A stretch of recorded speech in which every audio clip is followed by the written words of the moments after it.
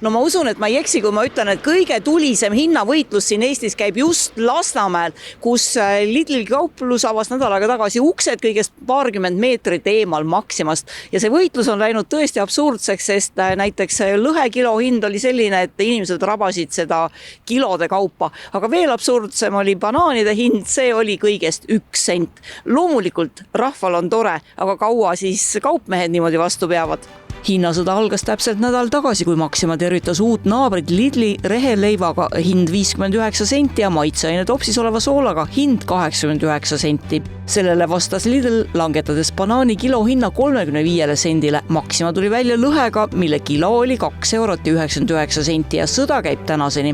Aga kas sellest ka kasu on? Küsisime rahvalt, kus on paremad hinnad. Maxime. А почему? Потому что они ниже, в Лидле они выше. Сейчас Максима очень хорошо это скинула. Вот эту бумагу я брала несколько дней назад за 8 евро, а сейчас она 4. Так что там цены очень хорошие. Ну, я привыкла. Я в Сельвер хожу и здесь. Ну, сегодня я иду здесь. Okay. А завтра в Lidl, да? Пойду, не знаю, завтра или послезавтра, но пойду точно, хотя бы посмотреть. Вы знаете, не могу сказать, я была в Lidl всего лишь 1 раз с мужем, прошлись, посмотрели, конечно, это совершенно там другой товар, надо к этому привыкать. Не могу сказать, привычнее Maxima. Harjumuse jõud on väga palju meie elusid mõjutamas ja hinnasõjast võidavad ikkagi eelkõige ühe või teise kaupluse kliendid.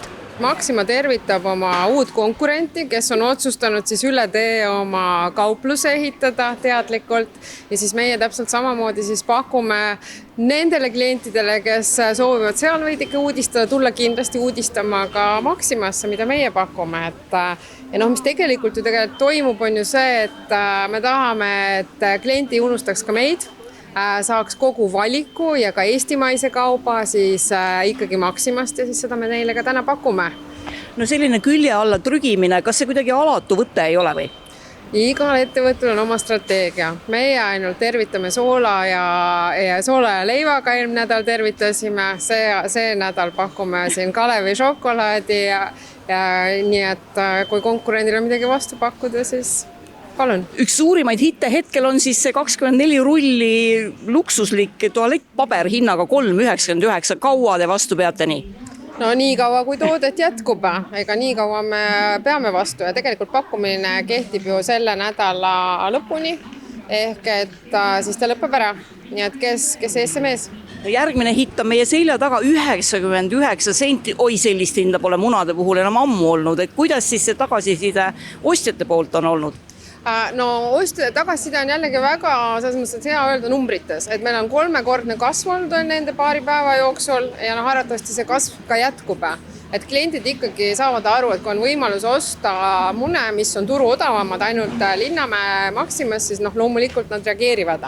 Nädal tagasi uksed avanud Lidl ei vaevle samuti ostjate puuduses, ka täna käib möll banaanide ümber kilohinnaks 69 senti. See ei ole niivõrd hinnasõda meie meeles, kui lihtsalt, et me oleme ju just eelmine nädal avanud siin poe. Me tahamegi tulla võib-olla natuke suure pauguga, me tahame natuke teistsugust lähenemist näidata ja sellepärast olemegi ikka päris aktiivselt ka väga häid pakkumisi otsinud ja selline hinnasõda siis on kujunenud küll niimoodi, kuidas siis öelda. Aga öelge, kas natukene selline mage ei ole teisele suurele konkurendile külje alla ronimine? Meie näeme seda pigem nii, et eelkõige keskendume oma asjale, ehk siis pakume parimat võimalikku hinda, mis me parasjagu saame teha ja kui on konkurent kõrval, siis see sunnib nii meid kui ka neid siis pingutama paremate hindade nimel. Järjekordse hitt-toote juurde oleme jõudnud nüüd 99 senti või paki eest, et see on hea hind. Tõepoolest on see väga hea hind, et siin on tegemist meie Piilose oma brändi võiga. Ja kuna tegemist ongi siis oma brändiga, siis meil on võimalus hoida kokku juba turunduskuludelt, logistika, transpordikulud, et kuna see üks toode võib minna väga mitmesse Euroopa riiki juba põhimõtteliselt ühe korraga, siis tänu sellele saamegi selliseid turu keskmisest kõvasti odavamaid hindu pakkuda, et seda me teeme ka kindlasti edaspidi, mitte ainult võiga, kindlasti otsime ka teisi tooteid, kus saab selliseid kampaaniaid teha. See hinnasõda nii-öelda on kestnud terve nädala, kui kaua Lidl veel vastu peab? Raske öelda nii kaua, kui on tarvis selles mõttes, et jah, et meil neid oma brändi tooteid on tõesti, millega saab siis hindu langetada ja otsime ikka võimalust siis, kuidas kliendile seda parimat lõpphinda tema ostukorvi tuua. Eriti soodsad hinnad on Linnamäe Maximas selle nädala lõpuni, kuid siis algavad juba suured sooduskampaaniad jõulukaupadele. Naaber Lidl hoiab samuti oma toodetega parimaid hindu ja lubab jõuludeks suuri soodukaid.